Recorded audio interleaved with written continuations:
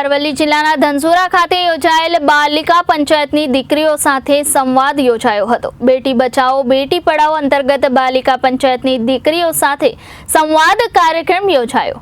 અરવલ્લી જિલ્લા મહિલા અને બાળ વિકાસ કચેરી દ્વારા બેટી બચાવો બેટી પઢાઓ અંતર્ગત બાલિકા પંચાયતની સરપંચ અને ઉપસરપંચ દીકરીઓ સાથે સંવાદ કાર્યક્રમ યોજાયો હતો। આ કાર્યક્રમ અંતર્ગત દીકરીઓને સરકારની વિવિધ યોજનાઓ અંગે માહિતી આપવામાં આવી હતી।